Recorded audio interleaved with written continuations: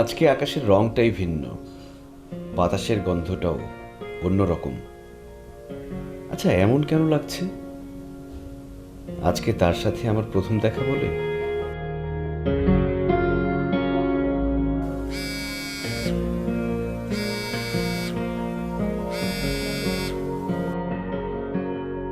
Hello, আপনি কি রওনা করেছেন? আমি তো রাস্তায়, এক্ষুনি বাসে উঠবো। আপনি? আপনি এক্ষুনি বাসে উঠবেন তাই তো? না, আমিও রাস্তায়। আচ্ছা ঠিক আছে, আসেন। এই তো আমার আধা ঘন্টার মতো লাগবে।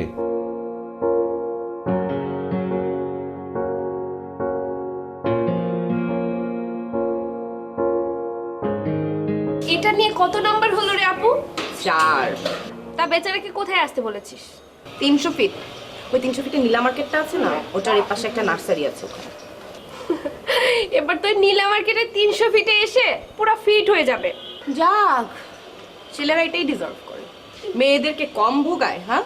ঠিক আছে, কিন্তু আমার কি মনে হয় জানিস, আমার মনে হয় তোর প্রোফাইল পিকটাতে তোর নিজের ছবি না দিয়ে এ ধর গাছপালা প্রকৃতি এরকম কিছু একটা ছবি দিতে পারতি। লাভ নেই, এরা এখন অনেক চালাক হয়ে গেছে, বুঝে ফেলে। কিন্তু পরে যদি প্রবলেম হয়? আরে প্রবলেম ছেলেদের হয় না, আমাদের দেশে প্রবলেম মেয়েদের হয়। এত উল্টাপাল্টা মেয়েদেরকে নিয়ে লেখালেখি হয়, এত বিপদে পড়ে মেয়েরা। এবার বুঝবে যে মেয়েরাও ছেলেদেরকে বিপদে ফেলতে পারে। আপু তুই এটা পারিসও। শোন, এগুলো নিয়ে ভাবার কিছু নেই, চল।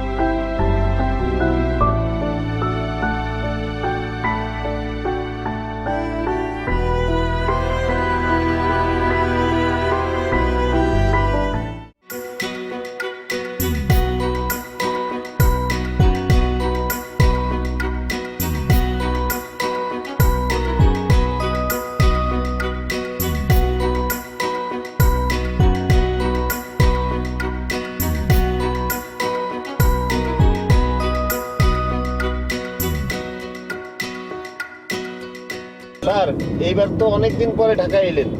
হ্যাঁ, অনেকদিন পর আসলাম। ঢাকা শহর তো অনেক উন্নত হয়ে গেছে। এত সুন্দর সুন্দর বড় বড় বিল্ডিং, কি চমৎকার চমৎকার ফ্লাইওভার, আগে তো সব ছিল না। ঠিক বলছেন স্যার।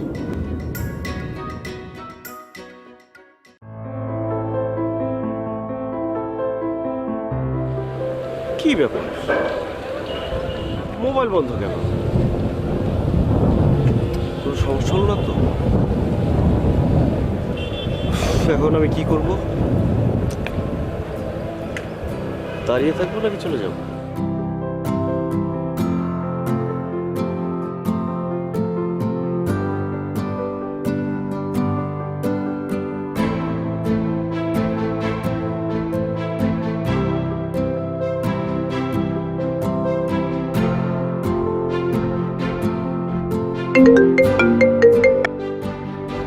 জি মা, হ্যাঁ এই তো এয়ারপোর্ট থেকে বেরিয়ে বেশ কিছু দূর চলে আসছি।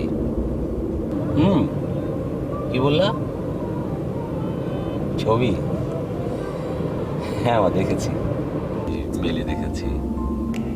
আমি আর কি বলবো মা, আমি কি কখনো তোমার মতের বাইরে গেছি না? আচ্ছা ঠিক আছে, তোমার যেটা ভালো মনে হয় সেটা করো। আচ্ছা আমি একটা প্রশ্ন করি, তুমি এত অস্থির হয়ে গেছো কেন? মাত্র দেশে পাটা রাখলাম, বাসায় আসি, তারপর না হয়। এই যে ঠিক আছে মা, রাখি। ড্রাইভার, কি আছে? সর্বনাশ হয়ে গেছে স্যার, অ্যাক্সিডেন্ট হয়েছে স্যার। কি বলছো তুমি? ও মাই গড,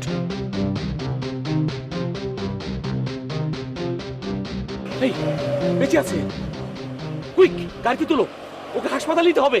বাদ দেন স্যার, কোনো দরকার নেই স্যার। What nonsense! দরকার নেই মানে? ঝামেলায় পড়বেন স্যার, গাড়িতে ওঠেন স্যার। কি বলছো তুমি? Are you mad? একটা মৃত্যু পথযাত্রীকে আমি রাস্তায় ফেলে যাব, আর সে আমার গাড়িতে অ্যাক্সিডেন্ট করেছে, আমার কোনো দায়িত্ব নেই? স্যার চলেন স্যার, হাসপাতালে গেলে নানান প্রশ্নের সম্মুখীন হইতে হবে। আপনিও ফাঁসবেন, আমিও ফাঁসুম, তার থেকে বরং চলেন স্যার। না, তুলো, ধরো ধরো বলছি। স্যার জেল খাটার খুব শখ হয়েছে স্যার। জেল? স্যার বোঝার চেষ্টা করেন, লোকজন আসার আগে স্যার এখান থেকে যাইতে হবে স্যার, নাহলে ঝামেলায় পড়ে যাবেন স্যার। আসেন স্যার, আসেন স্যার, আসেন আসেন। বুঝতেছেন না স্যার?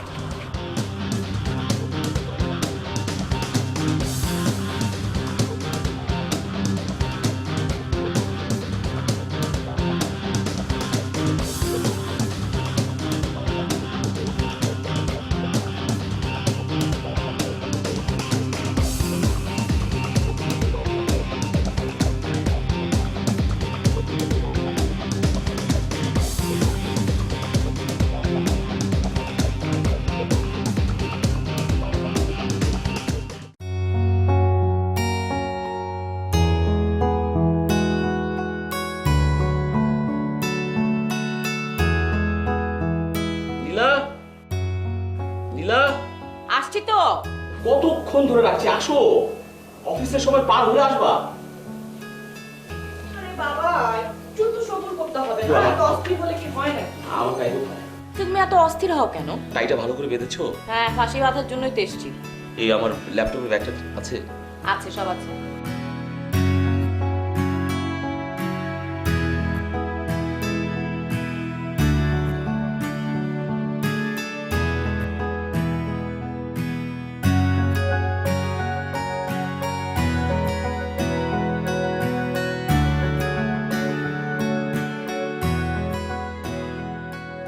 স্যার, একজন অন্ধ লোক আপনার সঙ্গে দেখা করতে চায়। অন্ধ? জি স্যার। নিশ্চয়ই সাহায্যের জন্য।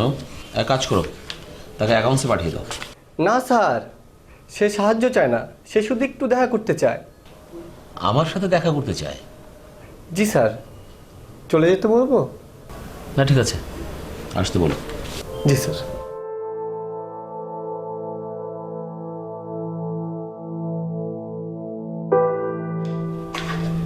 স্যার উনি। আসসালামু আলাইকুম। ওয়ালাইকুম আসসালাম, বসুন।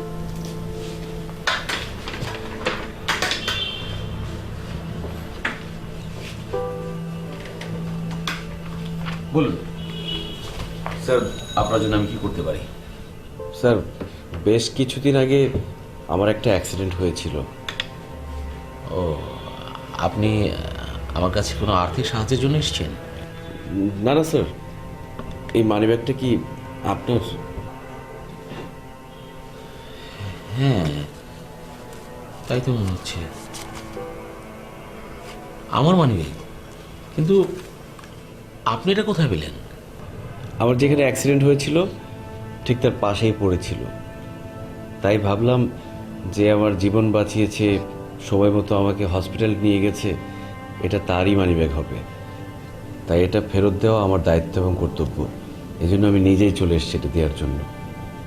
স্যার, আমি আপনার ব্যস্ততার মধ্যে কোনো বিরক্ত করলাম না তো? ঠিক আছে। স্যার, আমার চোখ দুটো তো নষ্ট হয়ে গেছে, কিন্তু জীবন তো বেঁচে গেছে। এই জন্য আপনার কাছে আমি অনেক কৃতজ্ঞ। কি করেন আপনি? স্যার, আমি কবি। বাড়ি? গাজীপুরে। থাকেন কোথায়? ঢাকায়? না স্যার, গাজীপুরেই থাকি। আশ্চর্য, আপনি সেই গাজীপুর থেকে এই সামান্য মানিব্যাগটা আমাকে দেওয়ার জন্য এত দূর ছুটে এসেছেন? স্যার, আমি একা আসিনি তো, আমি আমার এক বন্ধুকে সাথে নিয়ে এসেছি। বলতে পারেন অ্যাক্সিডেন্টের পর থেকে ওই আমার দেখাশোনা করছে, ওই আমার একমাত্র সম্বল এখন। আপনার মা বাবা? বেঁচে নেই, বন্ধুর কাছে আছি, ওই সব দেখাশোনা করছে। ও না থাকলে আমার বেঁচে থাকা সম্ভব হতো না। স্যার, অনেক কথা বললাম, আপনি অনেক মূল্যবান সময় নষ্ট করলাম। আসি স্যার, আসসালামু আলাইকুম। একটু দাঁড়ান। জি, একটু দাঁড়ান। আপনার হাতটা একটু দিন তো। এই যে এই সামান্য কিছু টাকা আপনি রাখুন, আপনার কাজে লাগতে পারে। কি করছেন স্যার? স্যার সরি, আমি এটা রাখতে পারবো না। ধীরে ধীরে ঋণের পাল্লাটা ভারী হয়ে যাচ্ছে। ওই যে আমার বন্ধুর কথা বললাম, ওর এই ঋণ আমি সারা জীবন শোধ করতে পারবো না। তার মধ্যে জীবন বাঁচিয়ে আপনিও সেখানে যোগ দিয়েছেন। এত ঋণ আমি কীভাবে শোধ করবো বলুন? থ্যাংক ইউ, আসি, আসসালামু আলাইকুম।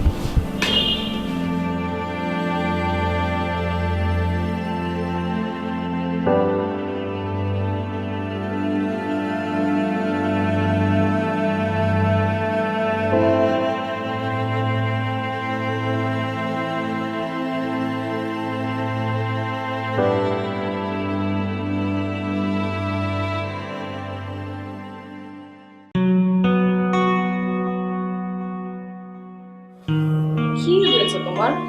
কি নিয়ে এত ভাবো?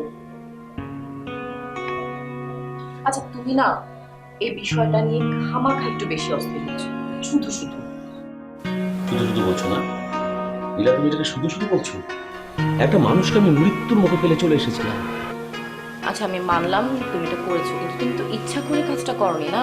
তুমি তো তাকে হসপিটালে নিতেই চেয়েছিলে। ড্রাইভারের কথায় তুমি আসলে কনফিউজড হয়ে গেছো, তুমি ডিসিশনটা ঠিক নিতে পারোনি। তো দোষটা তো তোমার না। তুমি যাই বলো, আমি কিন্তু নিজেকে ক্ষমা করতে পারছি না। নিজেকে খুব মিন মনে হচ্ছে। একটা ছেলে অন্ধ, অসুস্থ, সে সামান্য একটা মানি ব্যাগটা ফেরত দেওয়ার জন্য এত দূর থেকে আমার অফিসে চলে এসেছে। আচ্ছা ছেলেটা কি জানে যে তোমার গাড়িতে ওর অ্যাক্সিডেন্ট হয়েছে? আরে না, এর জন্যই তো আমার ভেতরে যন্ত্রণা বোধটা আরো বেড়ে গেছে। সে জানে আমি তাকে বাঁচানোর জন্য নিজে হাসপাতালে পৌঁছে দিয়ে এসেছি, আর অথচ আচ্ছা তুমি এরকম অস্থির না হয়ে মাথাটা ঠান্ডা করে একটু ভাবো। তুমি একটা কাজ করতে পারো তো। ঠিক আছে, তুমি ওনাকে কোনো বড় আই স্পেশালিস্টকে দেখাও, আই সার্জনকে দেখাও। দেশে না হলে দেশের বাইরে নিয়ে যাও, ট্রিটমেন্ট করাও। ট্রিটমেন্ট করানোর পর যখন উনি চোখে দেখতে পাবে, তখন তোমার ভেতরে এই অপরাধবোধটা থাকবে না। রাইট, তুমি ঠিক কথা বলেছো। আরে এখন কোথায় যাচ্ছ? ছেলেটার কাছে? ওনার ঠিকানা জানো তুমি? না তো। তাহলে মনে পড়েছে, ও তো আমার অফিসে ছিল। নিশ্চয়ই সিকিউরিটি গার্ড তার রেজিস্টারে তার নাম ঠিকানা লিখে রেখেছে। আমি ওখান থেকে কালেকশন করছি। আরে এত রাতে? আগে তার নাম ঠিকানার জোগাড় করি। যাচ্ছি না।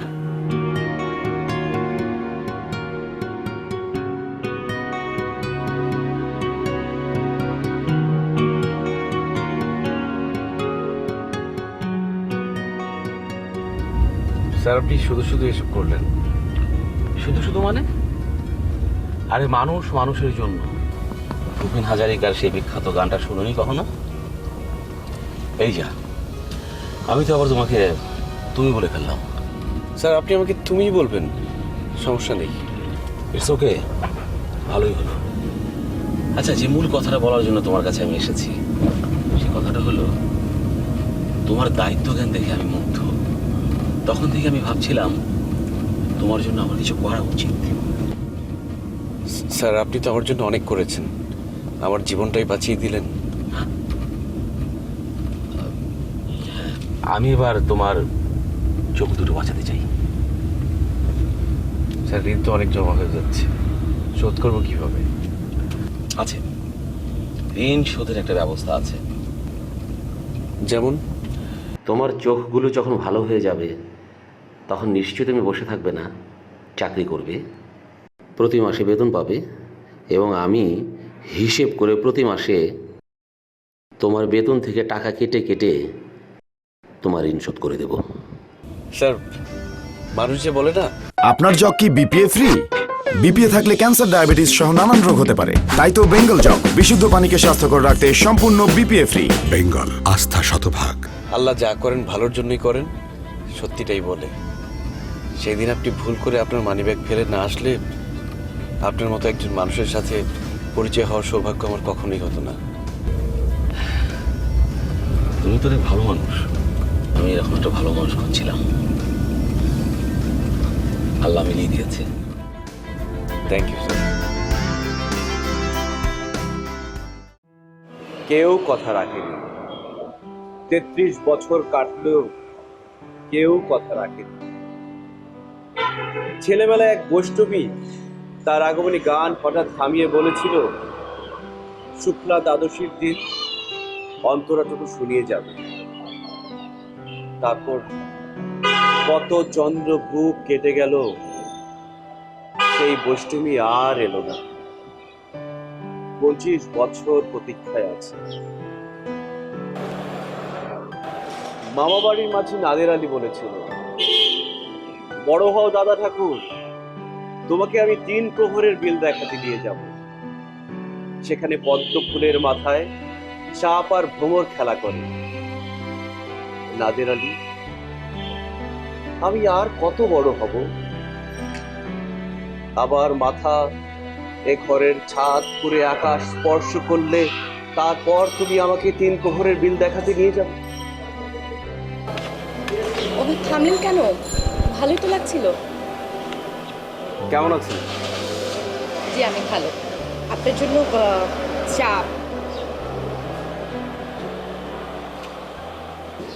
এই কবিতাটা আমার ভীষণ প্রিয়। আমারও। এই কবিতাটার মধ্যে এক ধরনের আক্ষেপ আছে, ভালোবাসা না পাওয়ার বেদনা আছে। ঠিক তাই। আবার কিন্তু প্রিয়ার প্রতি প্রেমিকের বুক ভরা ভালোবাসা আর সাহসের কথা বলা আছে। দেখুন, প্রেমিক কিন্তু বলছে প্রিয়ার জন্য দুরন্ত ষাঁড়ের চোখে লাল কাপড় বাঁধতে পারবে, তন্ন তন্ন করে খুঁজে নিয়ে আসতে পারবে 108টা নীলপদ্ম। বরুণা কিন্তু তবুও কথা রাখেনি। সেটাই। আর আপনার মনের মানুষ, সে কি কথা রেখেছিল? আমার মনের মানুষ? হ্যাঁ নিশ্চয়ই। মনের মানুষ আপনার না থাকলে আপনি কবিতা লেখেন কি করে? আপনি কি করেছেন আপনার মনের মানুষের জন্য? অপেক্ষা। অপেক্ষা? আচ্ছা, সে কি জানে? জানি না। আপনি তো অদ্ভুত। কবিরা একটু এরকমই, তাদের ভালোবাসার ধরনটা একটু অদ্ভুত রকমেরই হয়। মানে উনি কি জানে আপনার খবর? জানি না, তবে আমার এই অবস্থার কথা তো একদিন না একদিন জানবেই। জেনে কীরকম অস্বস্তিতে পড়বেই বেচারি। যদি তার মধ্যে মায়াদয় একটু বেশি থাকে তাহলে তো খুব কষ্ট পাবে। দেখতে কেমন উনি? তাকে তো দেখিনি, তার ছবি দেখেছি। ও মা, এই যুগে ছবি দেখে ভালোবাসা? কেন নয়, তার হাসিটা যদি মোনালিসার মতো হয় আর চুলগুলো যদি বনলতা সেনের মতো হয়, তাহলে কি ভালো না বেশি উপায় আছে? কি নাম ওনার? নামটা না হয় আজ নাই বললাম। আচ্ছা, স্যার কি অফিসে? হ্যাঁ, ও তো অফিসে। আপনার কোনো অসুবিধা হচ্ছে না তো এখানে? না না, স্যার আমাকে খুব ভালো রেখেছেন। মাঝে মাঝে কিছু দরকার হলে জব্বার ভাইকে বলি, উনি এনে দেন। আচ্ছা ঠিক আছে, আপনি চা খান, আমি একটু ভেতরে গেলাম। জি, থ্যাংক ইউ।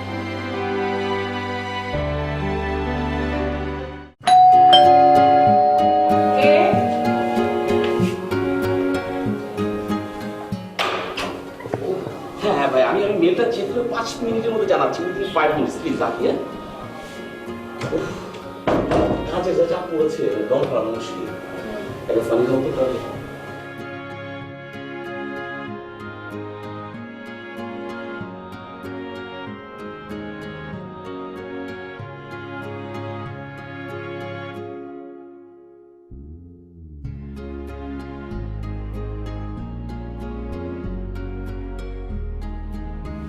আচ্ছা, ব্যস্ততার কারণে তো ছেলেটার কোনো খোঁজও নিতে পারছি না।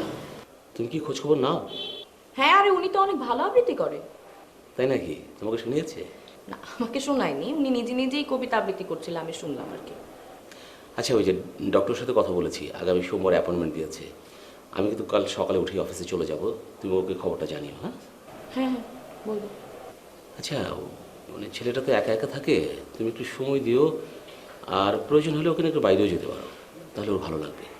আচ্ছা যাও, ফ্রেশ হয়ে নাও, আমি খাবার গরম করি। মেরিটটা তো আবার চেক করো।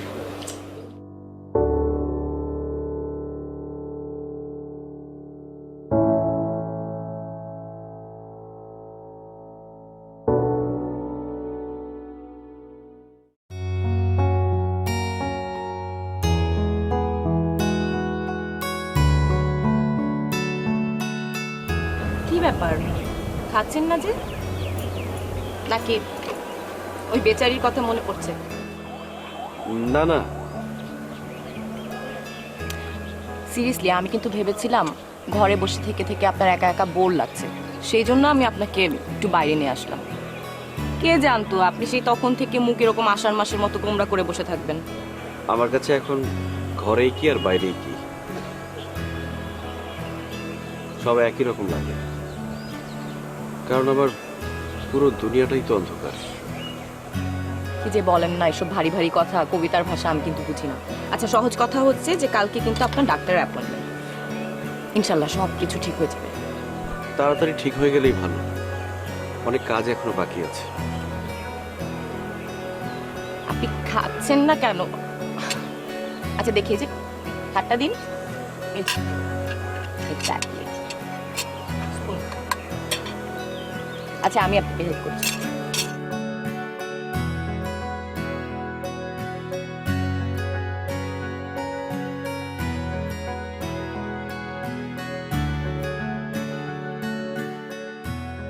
হ্যাঁ দোস্ত, আমি 300 ফিটে আছি, তুই এক্ষুনি চলে আয়।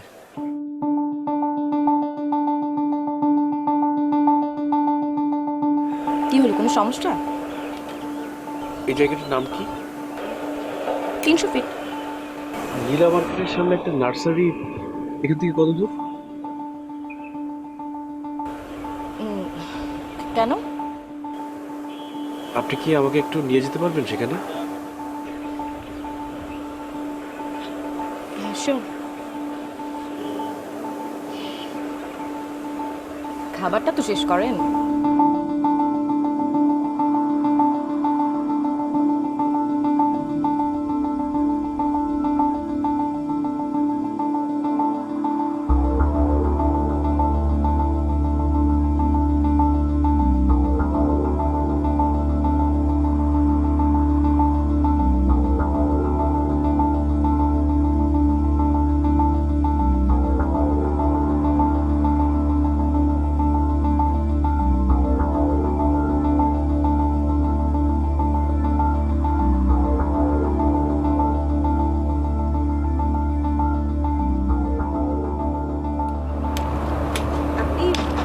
এখানে এলেন?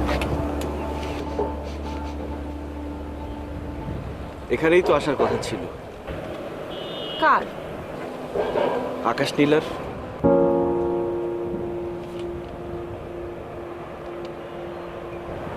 আকাশ নীলা মানে?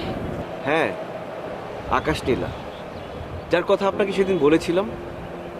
জানেন, তার সাথে আমার পরিচয়টা অদ্ভুতভাবে ফেসবুকে। কত রাত জেগেছি তার জন্য, কত কবিতা শুনিয়েছি তাকে।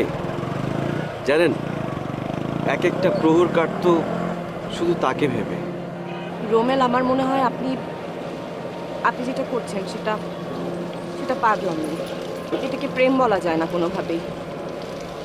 যার সাথে আপনার কখনো দেখা হয়নি, সম্পর্কের বীজই রচনা হয়নি, শুধু ফেসবুকে দেখে তাকে এতটা ভালোবাসা।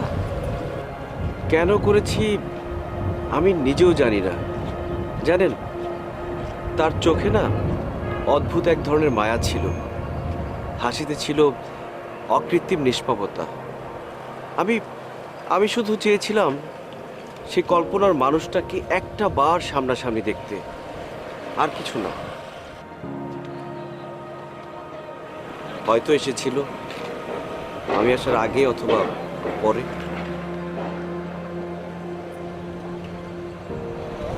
মেয়েটা তো ফোন বন্ধ ছিল। হ্যাঁ, ফোন বন্ধ ছিল, কিন্তু আপনি কি করে জানলেন? না মানে আমার মনে হলো, কারণ নিশ্চয়ই আপনাদের এখানে দেখা হবে এই কথা ফোনে আগেই হয়েছিল। হ্যাঁ, তা হয়েছিল, কিন্তু তার পরপরই তার মোবাইলটা বন্ধ পাই। হয়তো মেয়েটা আপনার সাথে চিট করেছে। না না, তাকে যতটা জেনেছি সে এমনটা করতে পারে না। তাহলে এমনও তো হতে পারে সেও আমার মতো অ্যাক্সিডেন্ট করেছে। একটা মানুষকে এত সহজে অবিশ্বাস করি কিভাবে? বিশ্বাসটাই যদি চলে যায় তাহলে আর কি থাকে বলুন? আমার খুব ইচ্ছে আমার চোখ দুটো যখন ভালো হবে আমি একদিন তার সামনে গিয়ে দাঁড়াবো। কিভাবে খুঁজে পাবেন তাকে? তার ঠিকানা জানেন?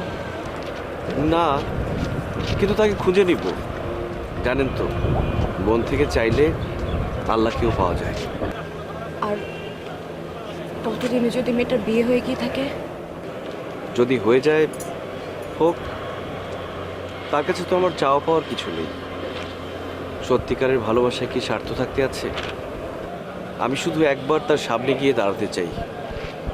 আমি তাকে বোঝাতে চাই যে ছেলেটি সত্যিই এসেছিল, তা না হলে তার মনে সারা জীবন একটা প্রশ্ন থেকে যাবে। সে আমাকে আর 8-10টা ছেলের মতোই ভাববে। কিন্তু আমি প্রমাণ করতে চাই সত্যিকারের প্রেমিক কখনো প্রতারণা করে না।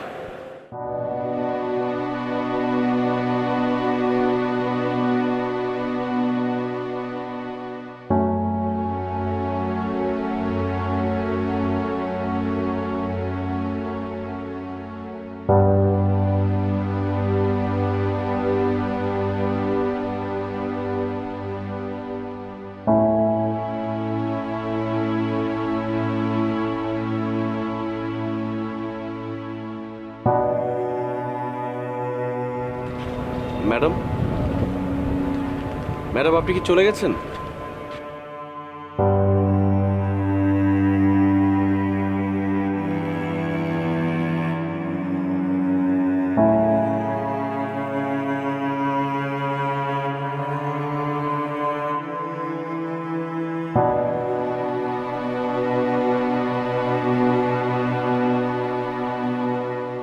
এখন কি করব আমি?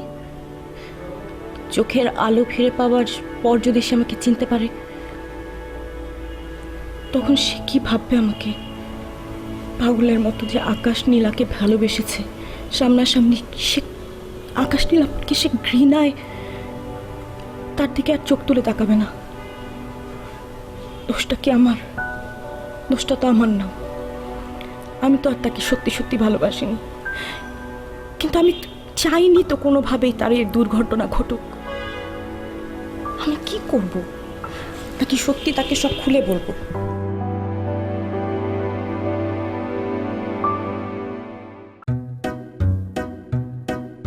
ইয়াং ম্যান, ডাক্তার কি বলেছে শুনেছো তো? তোমার চোখ কিন্তু আবার ভালো হয়ে যাবে।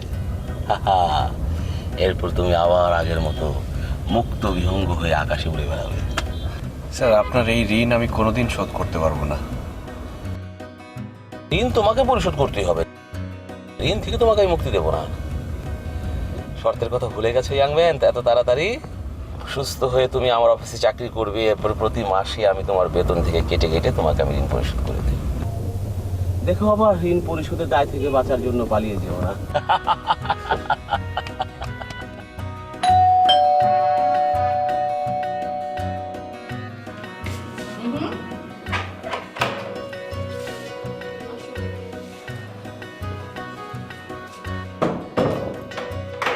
বসো।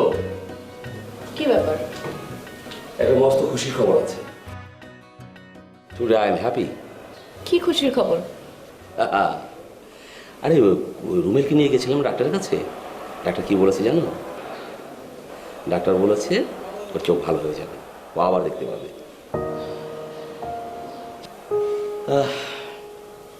বুকের ভিতরে মানে একটা অনুতাপের যে পাথরটা চেপে বসেছিল না, ওটা আস্তে আস্তে সরতে শুরু করেছে। বেঙ্গল টুল, একটু বসুন, একটু হাসুন, একটু মাতুন খুশির দোলায়। বেঙ্গল, আস্থা শতভাগ। খুব হালকা লাগছে।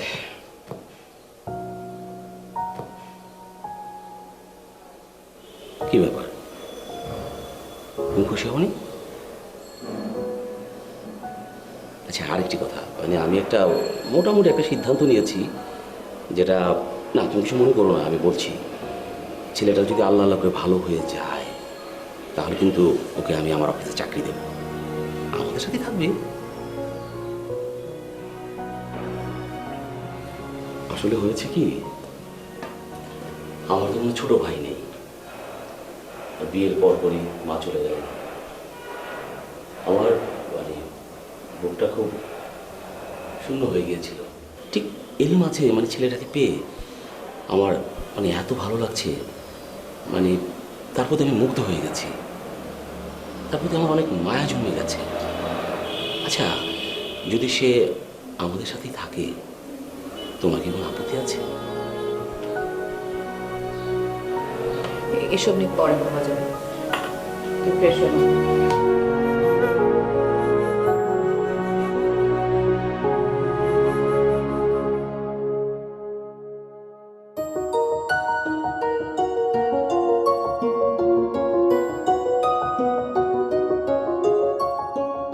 সত্যটা আমাকে জানাতেই হবে আজ, কিন্তু কেমন করে জানাবো, কোথা থেকে শুরু করব কিচ্ছু বুঝতে পারছি না। না না, আমাকে বলতেই হবে, চুপ থাকলে চলবে না।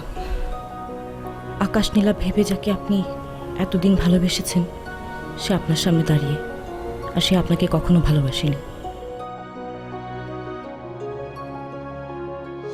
কি ব্যাপার, চলে যাচ্ছেন যে? না কই, কিছু বলবেন মনে হয়? না না তেমন কিছু না। আমি তো অনেকক্ষণ ধরে আপনার জন্যই অপেক্ষা করছিলাম। আমার জন্য কেন? ভেবেছিলাম স্যারের কাছ থেকে নিউজটা শুনে আপনি ছাদে আসবেন। আগামী মাসে তো আমার অপারেশন, ডক্টর বলেছে আমার চোখ দুটো ভালো হয়ে যাবে। বাহ, খুব ভালো। তখন আপনি মনের আনন্দে আপনার আকাশ নীলাকে খুঁজতে বের হবেন। আপনি কি রাগ করে কথাটা বললেন? মিস্টার রোমান, আমি আপনাকে একটা কথা বলি। জীবনটা আপনি যেভাবে ভাবছেন তেমন কিন্তু না। জীবন শুধু কল্পনা না, জীবন বাস্তব, জীবন সত্যি। জীবনের পথটা এত মসৃণও না। আমার মনে হয় আকাশ নীলাকে ভুলে যাওয়া আপনার জন্য ভালো হবে।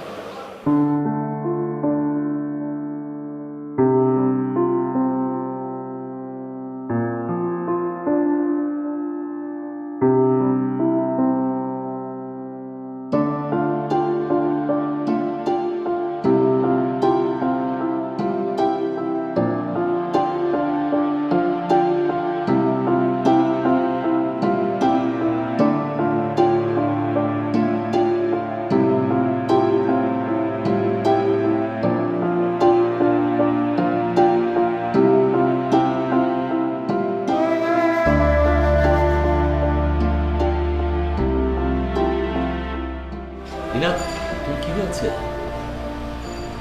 আরে আসলে তুমি কাঁদছো? তুমি কোনো প্রবলেমে পড়েছো? নীলা, আমাকে খুলে বলো। তোমাকে কখনো তো এরকম সিচুয়েশনে দেখিনি। তুমি যদি আমাকে বিষয়টা খুলে না বললো, তাহলে আমি তোমাকে হেল্প করবো কি করে? কিভাবে তুমি আমাকে হেল্প করবে? দোষ তো আমার, আমি ভুল করেছি। আমি প্রতিশোধ নিতে চেয়েছিলাম।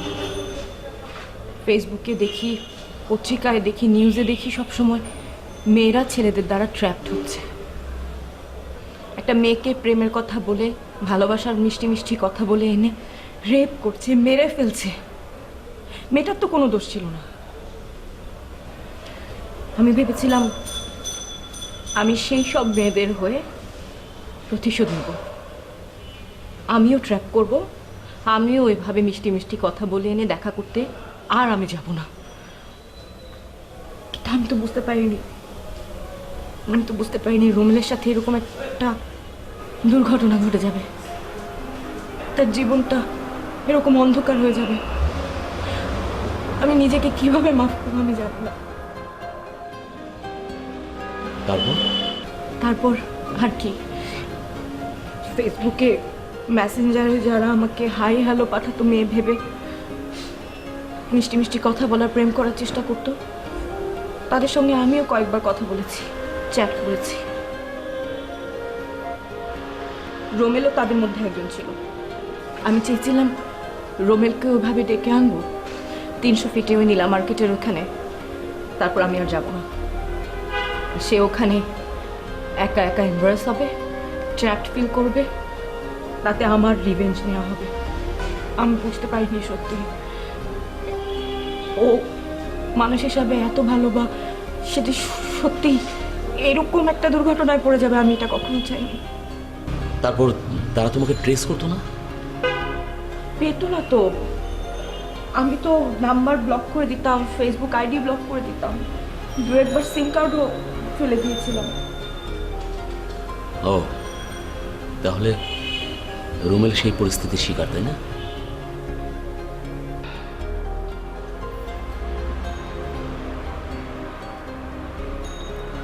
Listen, আমি কিন্তু এই ঘটনার তোমার কোনো দোষ খুঁজে পাচ্ছি না। কিছু বাজে লোকদের বাজে আচরণের কারণে তোমার ভিতর একটা নেগেটিভ অ্যাটিটিউড জন্ম নিয়েছিল, তাই তুমি তো কাজগুলো করেছ। রুমেলও সেই দুর্ভাগাদের একজন।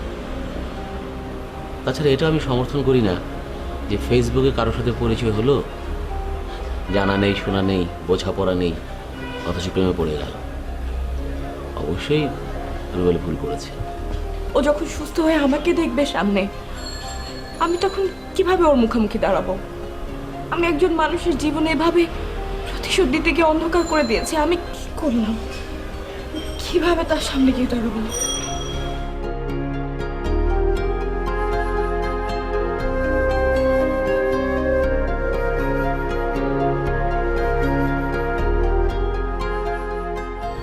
শোনো, আমি যেমন আমার ভুলের প্রায়শ্চিত্ত করছি,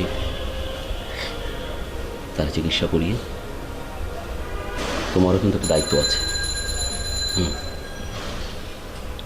যখন সে সুস্থ হবে তখন তার সামনে দাঁড়াবে, তাকে সব খুলে বলবে এবং ক্ষমা চাইবে। শোনো, আমার বিশ্বাস রুমেল খুব বুঝের ছেলে, সে ব্যাপারটা বুঝবে, আর তখন আমিও তোমার পাশে থাকবো।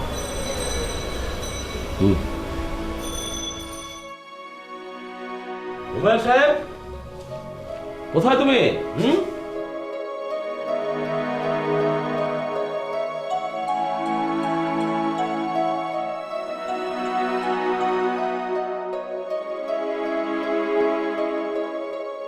আকাশ নীলা তো জানতে পেরেছে ছেলেটি সত্যিই এসেছিল।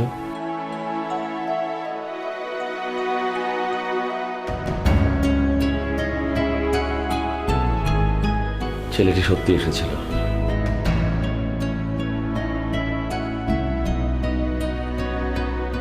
পালিয়েছে বেচারা।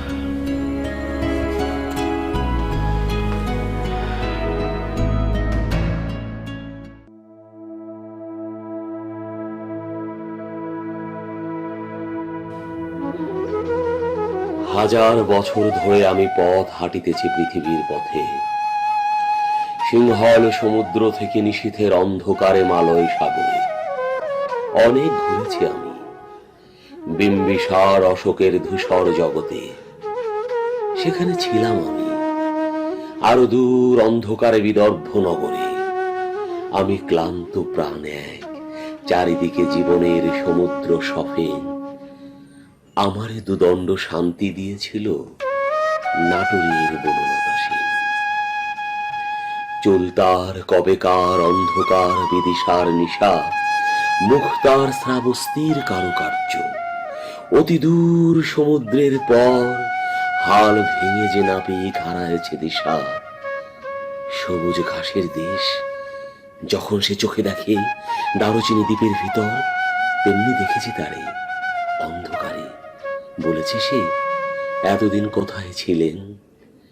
পাখির নীড়ের মতো চোখ তুলে নাটোরের বনলতা সেন। সমস্ত দিনের শেষে শিশিরের শব্দের মতন সন্ধ্যা আসে, ডানায় রৌদ্রের গন্ধ মুছে ফেলে চিল। পৃথিবীর সব রং নিভে গেলে পাণ্ডুলিপি করে আয়োজন, তখন গল্পের তরে জোনাকির রঙে ঝিলমিল। সব পাখি ঘরে আসে, সব নদী ফুরায় এ জীবনের সব লেনদেন।